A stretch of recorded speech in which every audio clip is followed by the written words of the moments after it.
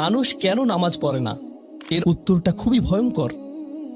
যখন কোনো মানুষ নামাজ নিয়ে অলসতা করে, আমি ৩-৪ বছরের বাচ্চা সম্পর্কে কথা বলছি না, এবং আমি ৬ বছরের কাউকে নিয়েও কথা বলছি না।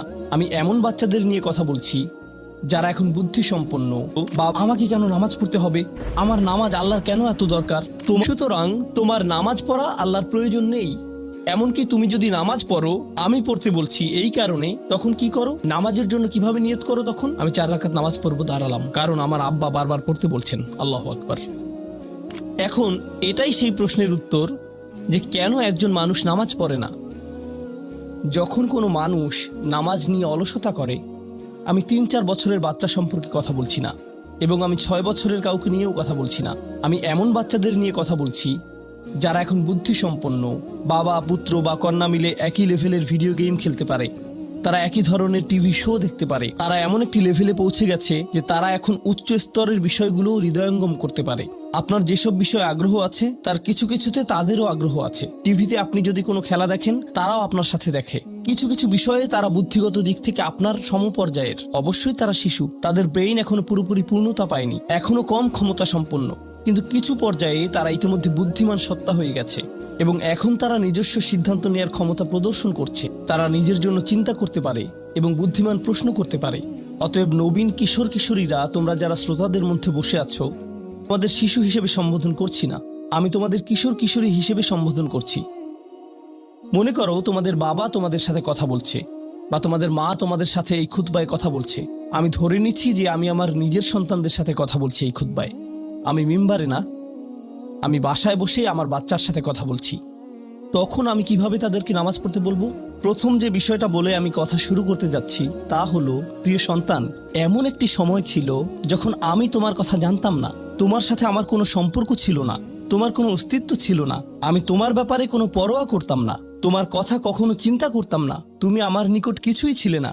লাম ইয়াকুন শাইআম মাযকুরা। কোরআন বলছে মানুষের জীবনে এমন একটা সময় ছিল যখন কেউ তাকে স্মরণ করতো না, একেবারেই না। আমি তোমাকে একটুও ভালোবাসিনি, কারণ তুমি আমার নিকট জিরো ছিলে, কিছুই না। কিন্তু হঠাৎ করে আমার জীবনে তোমার আগমন ঘটলো। এমনকি যখন আমি জানতে পারলাম যে তোমার মা তোমার জন্ম দিবে, যখন সে তার পেটের মধ্যে তোমাকে বহন করে চলছিল, এমনকি তোমার মাও ভাবতো কেমন হবে আমার সন্তানটা, কিন্তু আমার কোনো ধারণাই ছিল না, আমার কাছে কোনো তথ্য ছিল না। আমার একটা অংশ এই ভয়ে থাকতো যে তুমি হয়তো আমার মতো হবে, কিন্তু আমার কোনো ধারণাই ছিল না কেমন মানুষ হবে তুমি। এমনকি তুমি যখন একটু একটু করে বড় হচ্ছিলে, তুমি যখন একদম ছোট বাচ্চা ছিলে, আমি আসলে জানতাম না তুমি কে। আমি শুধু জানতাম তোমাকে খাওয়াতে হবে, আর মাঝে মাঝে তোমার থেকে দুর্গন্ধ আসতো। এছাড়া তোমার সম্পর্কে আমি তেমন কিছুই জানতাম না। এখন তুমি যেহেতু বড় হয়ে উঠছো, এখন আমরা পরস্পর কথা বলতে পারি এবং যোগাযোগ করতে পারি। তুমি স্কুলে যাচ্ছ, আমরা একই বাড়িতে বাস করি। আমি শুধু তোমাকে জানাতে চাচ্ছি, আমাদের মধ্যে এই সম্পর্কটি সবসময় বর্তমান ছিল না। আমি তোমাকে আরো জানতে চাই, এই সম্পর্কটি সবসময় বর্তমান থাকবেও না। খুবই অল্প কিছু সময়ের জন্য আমরা দুজন একত্রে থাকবো, আর অল্প কিছু দিনের মধ্যেই তুমি পুরোপুরি বড় হয়ে যাবে, তুমি যুবক হওয়ার পথে। এটা খুব দূরের জিনিস না। বস্তুত তোমার বাচ্চাকাল থেকে এখন পর্যন্ত সময়টাকে আমার কাছে 1 মাসের মতো মনে হয়। চোখের পলকে তুমি এখনকার তুমি হয়ে গেছো। কিছু বুঝে উঠতে উঠতেই তুমি বড় হয়ে যাবে। একদিন ইউনিভার্সিটিতে যাবে, চাকরি করবে, বিয়ে করবে, এর সব কিছুই ঘটবে ইনশাআল্লাহ, যদি আল্লাহ ইচ্ছে করেন। যখন ওই ব্যাপারগুলো ঘটবে, তখন আমাদের সম্পর্কটা আর আজকের মতো থাকবে না। বাড়িতে এসে তুমি আমার কাছে ছুটে আসবে না, তুমি আমার সাথে সময় কাটাবে না। তোমার নিজের চাকরি থাকবে, পরিবার থাকবে, স্ত্রী থাকবে বা স্বামী থাকবে, তোমার তখন নিজের জীবন থাকবে। সুতরাং আমাদের হাতে একত্রে যে সময়টুকু আছে তা খুবই সীমিত। এমনকি এই সময়টুকুতেও তোমার স্কুল আছে, আমার চাকরি আছে, আমাকে বাজার করতে হয়। আমাদের হাতে হয়তো দৈনিক 20 মিনিট সময় থাকে সত্যিকারের কথা বলার। আমাদের একসাথে অতিশয় সংক্ষিপ্ত কিছু সময় থাকে। তুমি যখন বড় হয়ে যাবে, তখন আমার সম্পর্কে তুমি শুধু আমাদের একত্রে কাটানো ওই গুটিকত মুহূর্তগুলোর কথাই স্মরণ রাখবে, কারণ আমাদের কাছে একত্রে কাটানোর মতো 24 ঘন্টা নেই, আমাদের নেই। তো মোট কথা, প্রথম যে জিনিসটি আমি তোমাকে জানাতে চাই তা হলো, আমি তোমাকে কোনো মতে চিনি। আমি জানি আমরা একত্রে বাস করি, কিন্তু আমি সত্যিই তোমার সম্পর্কে খুবই অল্প জানি। কেন জানো? কারণ কোনো মানুষ অন্য কোনো মানুষকে সত্যিকার অর্থে চিনে না। তুমি যা যা চিন্তা করো তার সবটা তো আমাকে বলো না, আর আমিও নিজের চিন্তার সবকিছু তোমাকে জানাই না। কিন্তু এমন এক সত্তা আছেন যিনি তোমাকে চিনতেন, এমনকি যখন তুমি আমার নিকট কিছুই ছিলে না তখনও। এমন এক সত্তা আছেন যিনি তোমাকে তখনও ভালোবাসতেন যখন সৃষ্টি জগতের কেউই তোমাকে ভালোবাসতো না, এই জগতের কেউই তোমাকে স্নেহ করতো না। এমন এক সত্তা আছেন যার সাথে তোমার সম্পর্কটা আগামীতেও থাকবে, যদিও তোমার আমার সম্পর্ক আগামীতে পরিবর্তিত হতে যাচ্ছে। ছোটবেলায় আমার বাবার সাথে আমার এক ধরনের সম্পর্ক ছিল, কলেজে পড়ার সময় তার সাথে সম্পর্কটা অন্য ধরনের ছিল, আর এখন তার সাথে আমার সম্পর্কটা সম্পূর্ণ ভিন্ন রকম। যদিও আমরা একই মানুষ আছি, কিন্তু আমাদের সম্পর্কে আমূল পরিবর্তন এসে গেছে। কিন্তু একজন এমন আছেন যিনি সর্বদা তোমাকে ভালোবেসে গেছেন, তোমাকে নিরাপত্তা দিয়ে গেছেন, তোমার ভালোর জন্য পরিকল্পনা করে গেছেন, তোমার যত্ন নিয়েছেন একেবারে শুরু থেকেই, আর তিনি সব সময় তা করে যাবেন। আর সেই সত্তা আমি নই, আমি তোমার জীবনের একটা পর্ব মাত্র। এটা সুন্দর একটা পর্ব যা আল্লাহ তোমাকে আমাকে একত্রে দান করেছেন, কিন্তু এটা কোনো স্থায়ী পর্ব নয়। এটা ছিল প্রথম ব্যাপার যা আমি তোমাকে জানাতে চেয়েছি। দ্বিতীয় যে বিষয়টি আমি তোমাকে জানাতে চাই তা হলো, আমি যখন তোমাকে নামাজ পড়তে বলি বা কোনো কিছু করতে বলি, তোমার তখন মনে হয় আমি তোমাকে নিয়ন্ত্রণ করছি, তোমার উপর বসগিরি দেখাচ্ছি, তোমাকে কেবল এটা ওটা করতে বলি। আমি চাই তুমি জেনে রাখো, আমার পক্ষে আসলে তোমাকে নিয়ন্ত্রণ করা সম্ভব নয়। আমি তোমাকে উপদেশ দিতে পারি, কঠোরতা দেখাতে পারি মাঝে মাঝে, এটা সত্য, কিন্তু অতি সত্বর তুমি এতটা বড় হয়ে যাবে যে তখন যত জোরেই আমি চিৎকার চেঁচামেচি করি না কেন, আমার কণ্ঠস্বর যত উঁচুই করি না কেন, যত হতাশাই ব্যক্ত করি না কেন, এতে কোনো লাভ হবে না। কারণ তোমার সিদ্ধান্তগুলো তুমিই নিবে। তুমি এরকম বলবে, আচ্ছা বাবা আমি একটু পরে তোমাকে কল দিচ্ছি, আমাকে এখন যেতে হবে, আরেকটা কল এসেছে। তুমি তখন আমাকে অপেক্ষায় রাখবে আর নিজের কোনো প্রয়োজন সারবে। মূলত অধিকাংশ সময় তোমার পছন্দ অপছন্দের উপর আমার কোনো নিয়ন্ত্রণই থাকবে না। তুমি যখন স্কুলে থাকো এবং বন্ধুদের সাথে আড্ডা দাও, তাদের সাথে কথাবার্তা বলো, আমি ওইসব কথাবার্তার কোনো কিছুই নিয়ন্ত্রণ করি না। আর আমি যদি ইতিমধ্যেই তোমাকে আইপ্যাড বা ফোন বা এরকম কিছু দিয়ে থাকি, আর এগুলো দিয়ে তুমি তোমার বন্ধুদের সাথে যোগাযোগ করো, তুমি তখন কোন ধরনের যোগাযোগ করো তার উপর আমার কোনো নিয়ন্ত্রণই থাকে না। এমনকি যদি আমি ওইসব ডিভাইসে প্যারেন্টিং কন্ট্রোল অ্যাপস ইনস্টল করে দেই, তবুও আমি তোমার চিন্তা নিয়ন্ত্রণ করতে পারি না। আমি কিছুটা নিয়ন্ত্রণ পেতে পারি, কিন্তু সেটা খুবই সীমিত। তবে এমন একজন আছেন যিনি নিয়ন্ত্রণ করে গেছেন তোমার শরীরের প্রতিটি কোষ। একসময় তুমি যে মাইক্রোস্কোপিক তরল পদার্থ ছিলে, সেটাও তিনিই নিয়ন্ত্রণ করে গেছেন, যা তোমার মায়ের গর্ভে বড় হচ্ছিল, যা নিয়ন্ত্রণ করছিল তোমার জেনেটিক ক্রোম, যার উপর ভিত্তি করে তোমাকে সৃষ্টি করা হয়েছে। কেমন হবে তোমার শরীরের রং, তোমার চুলের আকৃতি, তোমার চোখ, তোমার বুদ্ধি কেমন হবে, তুমি কতটা লম্বা বা বেটে হবে, এর সবকিছুই তিনিই নিয়ন্ত্রণ করে গেছেন। তোমার উপর আসলে তার নিয়ন্ত্রণ আছে, আমার নয়। আমার একটি কথা মনে পড়ে গেল, যা রাসূল সাল্লাল্লাহু আলাইহি সাল্লাম তার মেয়ে ফাতিমা রাদিয়াল্লাহু আনহাকে বলেছিলেন, ইয়া ফাতিমাতু বিনতি মুহাম্মদ ইত্তাকিল্লাহ ফা ইন্নী লা আমলিকু লাকি মিনাল্লাহি শাইআ। ও ফাতিমা, মুহাম্মাদের কন্যা, আল্লাহর ব্যাপারে সচেতন থাকো। আল্লাহর নিকট আমার কোনো কর্তৃত্ব থাকবে না তোমার ব্যাপারে। এখন আমরা পরবর্তী পয়েন্টে এসে গেছি, যা এই কথার সাথে সম্পর্কিত।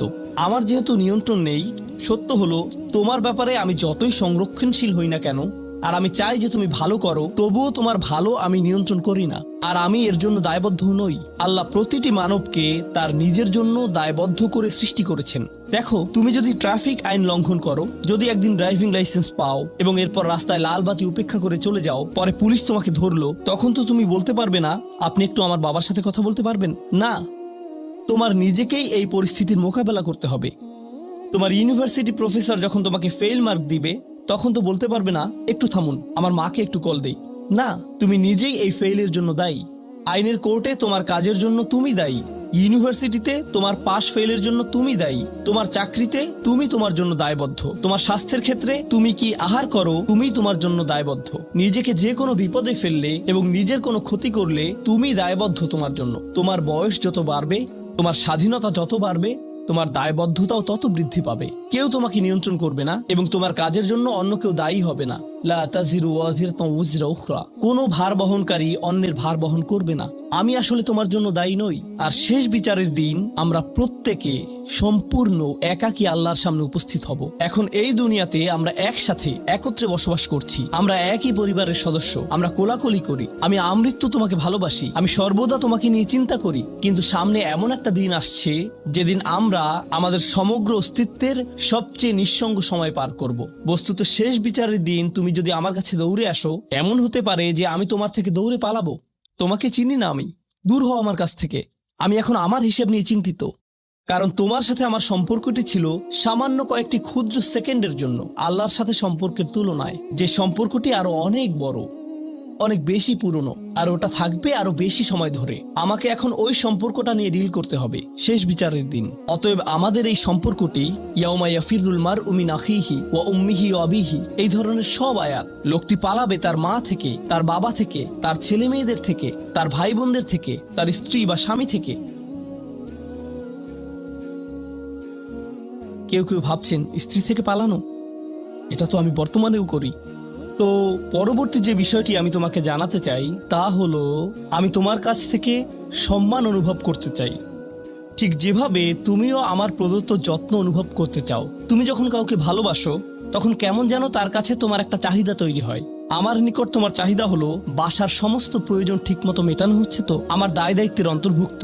আমার কাছে তোমার চাহিদা হলো আমি যেন কারেন্ট বিল প্রদান করি, ঘরের এসিটা যেন কাজ করে। তুমি চাও আমি যেন তোমার স্কুলে যাওয়া নিশ্চিত করি, তুমি চাও আমি যেন তোমাকে জামা কাপড় কিনে দেই। এগুলো আমার দায়িত্ব।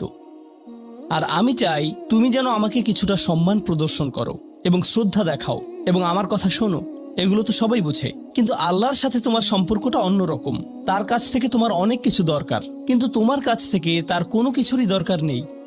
তোমাকে তার একটুও প্রয়োজন নেই। আসলেই তার কারোরই দরকার নেই বা কোনো কিছুরই দরকার নেই। চলো তোমার সম্পর্কে কথা বলি। তুমি যখন বলো আমাকে কেন নামাজ পড়তে হবে, আমার নামাজ আল্লাহর কেন এত দরকার, তোমার কোনো কিছুরই আল্লাহর প্রয়োজন নেই। এই নামাজ কোনোভাবেই তার উপকারে নয়। আল্লাহ এমনকি বলছেন যখন কোনো কিছুই থাকবে না। চলো কোরআন থেকে একটা উদাহরণ দেই। যখন এই মহাবিশ্বে কিছুই থাকবে না, চলো কয়েক সেকেন্ডের জন্য আল্লাহর গৌরব নিয়ে কথা বলি। সম্প্রতি বিশ্বকাপ চলার সময় আমি কাতারে ছিলাম। যেই টিম জয়লাভ করে, আর্জেন্টিনা জয়লাভ করে, তাদের জন্য এটা ছিল একটা দারুণ গৌরবময় মুহূর্ত। সবাই তাদেরকে নিয়ে আনন্দ উৎসবে মুখর। কল্পনা করো খেলোয়াড়টাকে নিয়ে উৎসব চলছে, কিন্তু কোনো দর্শক নেই, কোনো ক্যামেরা নেই, কোনো স্টেডিয়াম নেই, কিচ্ছু নেই। একটা লোক একা একা একটি দ্বীপে বাস করে। সে ফুটবলটাতে লাথি দিয়ে একটা গোল করে ফেলল আর বলে উঠল, ইয়ে, আমি সেরা। কিন্তু কেউ তো সেখানে নেই। এমন ঘটনার কথা শুনলে মনে করবে এই লোকটি পাগল হয়ে গেছে, তাই না? গৌরব পেতে হলে গৌরব করার মতো একদল দর্শক থাকতে হবে। স্বীকৃতি পেতে হলে একদল মানুষ আশেপাশে থাকতে হবে যারা স্বীকৃতি দিবে। প্রশংসা পেতে হলে, কদর পেতে হলে নিজে নিজে তো আর প্রশংসা পেতে পারো না। এমন কেউ থাকতে হবে যে তোমার জন্য এই প্রশংসাটা করবে। কিন্তু আল্লাহ বলেন, কুল্লু মান আলাইহা ফান ওয়া ইয়াবকা ওয়াজহু রাব্বিকা যুল জালালি ওয়াল ইকরাম। তিনি বলেন সব কিছুই ধ্বংস হয়ে যাবে এই ধরাপৃষ্ঠের, তথাপি তোমার রবের চেহারা থেকে যাবে। আল্লাহই একমাত্র সত্তা, যিনি তখনও মহিয়ান এবং গরিয়ান।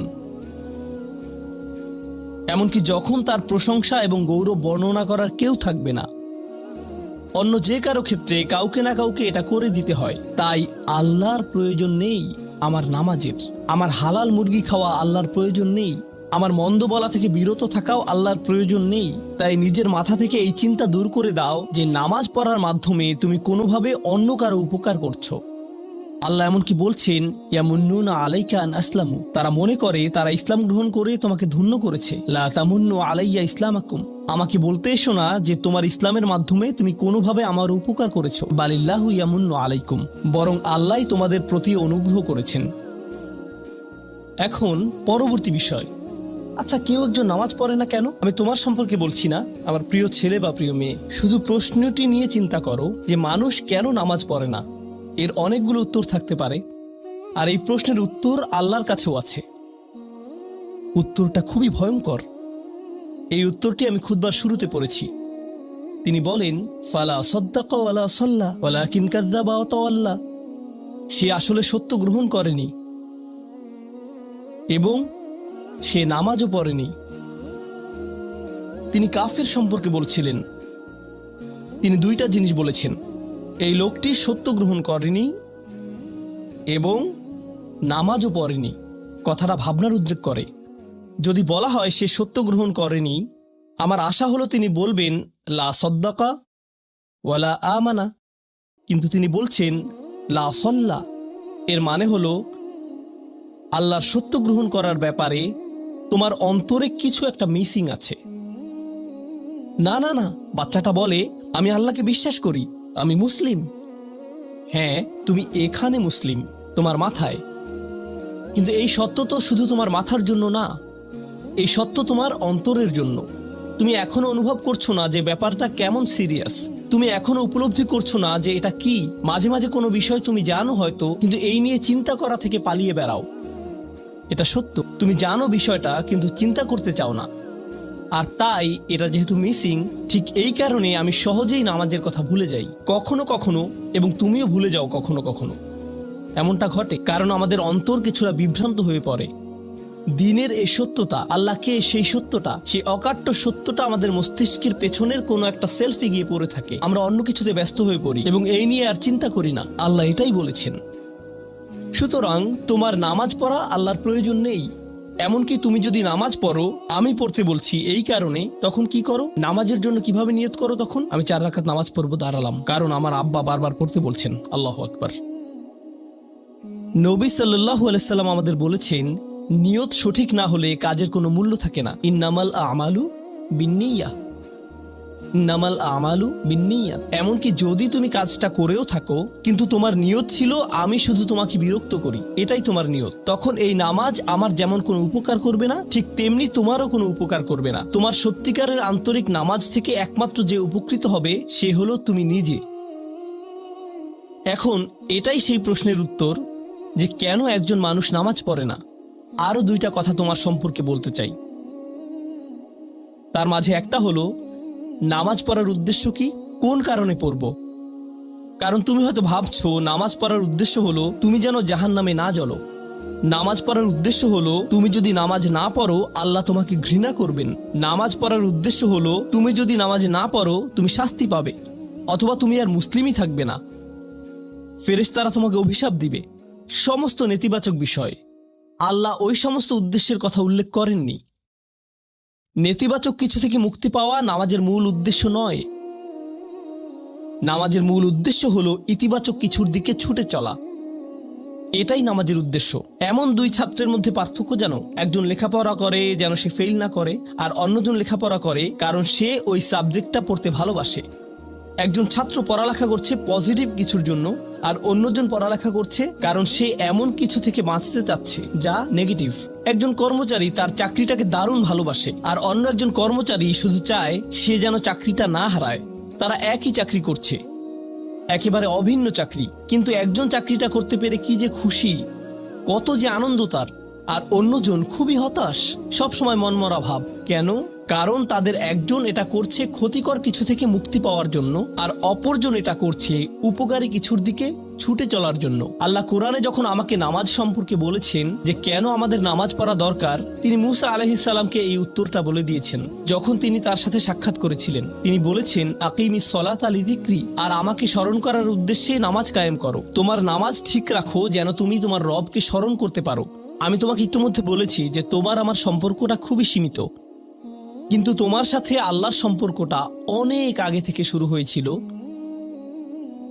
আর তার সাথে তোমার এই সম্পর্কটা অনন্তকাল ধরে বলবৎ থাকবে। তাই সেই সম্পর্কটির কথা স্মরণে আনা আবশ্যক, কারণ ভালো যত কিছু তোমার কাছে আসে তা আসে ওই সম্পর্কটা থেকেই। সামান্য কিছু ভালো জিনিস তোমার বাবার কাছ থেকে আসে, কিছু কিছু ভালো জিনিস, কিন্তু সকল ভালো জিনিস যা তোমার কাছে আসে তা আসে একমাত্র ওই সম্পর্কটির কারণে। যদি তুমি চাও সকল উপকারী জিনিস তোমার জীবনে অবস্থান করুক, তখন তোমাকে অবশ্যই তার কথা স্মরণ করতে হবে যার নিকট থেকে সকল কল্যাণের আগমন ঘটে, যার নিকট থেকে সকল নিয়ামতের আগমন ঘটে, সকল রিজিকের আগমন ঘটে, সকল হিদায়েতের আগমন ঘটে। আর তাই আল্লাহ বলছেন সর্বোত্তম যে উপায়ে তুমি এটা করবে তা হলো নামাজের মাধ্যমে তুমি আমাকে স্মরণ করবে। এজন্যই তোমার নামাজ পড়া দরকার। আচ্ছা, পরিশেষে এজন্যই তোমার এটা করা উচিত, কিন্তু তুমি এটা করছো বলেই সঠিক নিয়ত সহকারে। আল্লাহ বলছেন কেবল এখানেই শেষ নয়, এর কিছু উপকারিতাও আছে। কিছু ভালো জিনিস তোমার পথে আসবে যখন তুমি সত্যি সত্যি আল্লাহকে স্মরণ করবে। যখন তুমি আল্লাহকে স্মরণ করবে যেভাবে তিনি চান সেভাবে, আর যে উপায়ে তিনি চান তা হলো এই নামাজগুলোর মাধ্যমে। তুমি যদি এটা করতে পারো, আল্লাহ বলছেন ইন্না সলাতা তানহা আনিল ফাহশাই ওয়াল মুনকার। এমনকি এই আয়াতেও ওয়ালা যিকরুল্লাহি আকবার, তিনি বলছেন নামাজের মধ্যে এই উপকারটি আছে যে এটা তোমাকে অশ্লীলতায় পড়ে যাওয়া থেকে রক্ষা করবে। কারণ অশ্লীলতা তোমার চারপাশে বিরাজমান, আর আমি প্রিয় পুত্র তোমাকে এটার সম্মুখীন হওয়া থেকে রক্ষা করতে পারবো না। অশ্লীলতা তোমার ফোনে, অশ্লীলতা তোমার স্কুলে, অশ্লীলতা তোমার বন্ধুদের মাঝে, অশ্লীলতা ঈদের অনুষ্ঠানে, যখন কোনো কর্নারে গিয়ে বন্ধুদের সাথে আড্ডা দাও, অশ্লীলতার উপস্থিতি তুমি সর্বত্র দেখতে পাবে। প্রতিবার যখনই তুমি অশ্লীলতার দিকে এগিয়ে যাবে, তোমার অন্তর ক্ষতিগ্রস্ত হয়ে পড়বে। আর আল্লাহ বলছেন, যদি তুমি এই নামাজগুলো আদায়ে যত্নবান হও, এগুলো তোমাকে অশ্লীলতার করাল গ্রাস থেকে রক্ষা করবে। একবার যদি তুমি অশ্লীলতায় ডুবে যাও, তখন তুমি হয়ে পড়বে যেমন তুমি যদি দূষিত বাতাসে নিঃশ্বাস নাও, প্রথম প্রথম তোমার কাশি আসবে, কিন্তু যদি এতে বেশিক্ষণ অবস্থান করো, একসময় এতে তুমি অভ্যস্ত হয়ে পড়বে। অশ্লীলতাও ঠিক এরকম, এতে আকণ্ঠ নিমজ্জিত থাকলে একসময় এটাকে আর বড় অপরাধ বলে মনে হবে না, নিজেকে এর থেকে রক্ষা করার কোনো গরজ অনুভব করবে না আর, কারণ তোমার প্রতিরোধ ব্যবস্থা দূষিত হয়ে গেছে। এরপর তুমি এমনকি আরো বিষাক্ত আচরণের জন্য প্রস্তুত হয়ে যাবে, এমনকি আরো জঘন্য বিষয় ওয়াল মুনকার, এমনকি আরো ঘৃণ্য কাজও তোমার দ্বারা সম্পন্ন হয়ে যেতে পারে। অধপতনের অতল গহ্বরে হারিয়ে যাওয়া থেকে এই নামাজগুলো তোমাকে রক্ষা করবে।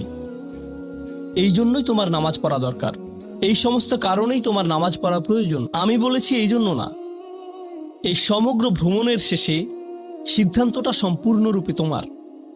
কারণ আল্লাহ হয়তো আগামীকালই আমাকে নিয়ে যেতে পারেন, আল্লাহ হয়তো আমাকে 1 বছরের মধ্যেই নিয়ে যেতে পারেন। তোমার এবং আমার মাঝে যে এই সম্পর্কটা বর্তমানে আছে, এমনকি যদি আমরা 100 বছরও বাঁচি, আমরা এর চেয়ে বেশি বাঁচতে পারবো না। একটা সময় আছে যখন এর সমাপ্তি ঘটবে, কিন্তু ওই সম্পর্কটি, তুমি যদি সত্যিই ওই সম্পর্কটি সম্মান করতে চাও, নামাজ পড়ো। তোমার প্রতি এটাই আমার উপদেশ। এখন আমি পিতামাতার উদ্দেশ্যে কথা বলবো। এটা হবে ছোট্ট একটা রিমাইন্ডার আমার জন্য এবং আমাদের সবার জন্য, আমাদের পিতামাতাদের জন্য। সন্তানাদি আল্লাহ প্রদত্ত একটা নিয়ামত, তাদেরকে এজন্য দেওয়া হয়নি যেন আমরা তাদের নিয়ন্ত্রণ করতে পারি। যত বেশি আমরা তাদেরকে নিয়ন্ত্রণ করতে চাইব, তত বেশি হতাশ হব সকল অবস্থাতেই। আমি দেখেছি এমনটা, বিশেষ করে যে পরিবারগুলো তাদের সন্তানদের দ্বীনের সুরক্ষা করতে চায়, তারা যত বেশি সন্তানদের উপর জোর করে দ্বীন চাপিয়ে দিতে চায়, তত বেশি ওই ছেলেমেয়েগুলো অদ্ভুত সব উপায়ে বিদ্রোহ প্রকাশ করে। কারণ যে বিষয়টা আল্লাহ চান আপনি তাদেরকে প্রদান করুন, আপনার ছেলে মেয়েদের কাছে আপনার যে সুযোগ আছে, সেটা তাদেরকে আপনার আদেশ নিষেধ মানতে বাধ্য করার জন্য নয়। সুযোগটা এই জন্য দেয়া হয়েছে যেন আপনি তাদেরকে এমন সব বিষয়ে চিন্তা করাতে পারেন যা শুধু আপনার পক্ষেই চিন্তা করানো সম্ভব। তাদেরকে এমন সব বিষয়ে পছন্দ করাতে পারেন যা শুধু আপনার পক্ষেই পছন্দ করানো সম্ভব। আপনার বাচ্চাটা বাস্কেটবল পছন্দ করে কারণ সে আপনাকে বাস্কেটবল খেলতে দেখেছে। সে প্লে স্টেশন পছন্দ করে কারণ সে তার বাবাকে প্লে স্টেশনে খেলতে দেখেছে। এভাবে আপনি বাচ্চাটার অন্তরে কোনো কিছুর জন্য ভালোবাসা তৈরি করে দিতে পারেন, কারণ আপনি যেরকম, আপনার পক্ষে এটা করা সম্ভব। আর যখন বাচ্চাদেরকে বলতে থাকেন তোমার হোমওয়ার্ক করো, তোমার হোমওয়ার্ক করো, আপনার সন্তানের বয়স যখন 40 হবে, সে তখন বলবে না আমি হোমওয়ার্ক ভালোবাসি, কিন্তু 40 বছর বয়সেও সে বলবে আমি বাস্কেটবল ভালোবাসি, আমার বাবা সবসময় বাস্কেটবল খেলতেন। আপনি যা ভালোবাসেন তা ট্রান্সফার হয়ে তার কাছে চলে যায়, আর যা করতে বলেন তা প্রত্যাখ্যাত হয়ে যায়। এমনটি আপনার ক্ষেত্রেও ঘটেছিল। আপনার ছেলে মেয়েদের কথা ভুলে যান, আপনার নিজের বাস্তবতাও এটাই। আপনার বাবার কিছু কিছু জিনিস যে আপনি এখনো পছন্দ করেন, তা ভালোবাসার মাধ্যমে আপনার নিকট ট্রান্সফার হয়েছিল। আর আপনার বাবার ওই ব্যাপারগুলো আপনি অপছন্দ করতেন যা তিনি জোর করে আপনাকে গেলাতে চেয়েছিলেন। এখানে উপবিষ্ট প্রত্যেকের বাস্তবতা এটাই, শুধু সেগুলোই গ্রহণ করেছি যেগুলো ভালোবাসার মাধ্যমে হস্তান্তরিত হয়েছিল। ঠিক এই ইশারাটাই আমাদের পিতামাতাদেরকে দেয়া হয়েছে সূরাতুল ইসরার এই আয়াতে, রব্বির হামহুমা কামা রব্বায়ানি সগীরা। রব্বায়ানি মানে যখন তারবিয়া ব্যবহার করা হয় একটি চারা গাছ বড় করার জন্য, আপনাকে চারা গাছটির যত্ন নিতে হবে, এর সযত্নে প্রতিপালন করতে হবে। গাছটির প্রতি চিৎকার চেঁচামেচি করতে হবে না, তাড়াতাড়ি বড় হও, তাড়াতাড়ি লম্বা হও। আপনার একে সময় প্রদান করতে হবে। অনেক সময় পোকামাকড় এসে এর পাতাগুলো খেয়ে ফেলতে চাইবে, আপনাকে তখন পোকামাকড় সরিয়ে দিতে হবে। কখনো কখনো একটু কঠোর আচরণ করতে হবে, শুধু অতটুকুই যেন পোকামাকড়গুলো দূর হয়ে যায়। এরপর আবারও এতে পানি দিতে হবে। আমাদের বাচ্চাদের সাথে আমাদের উদাহরণটা ঠিক এমনই।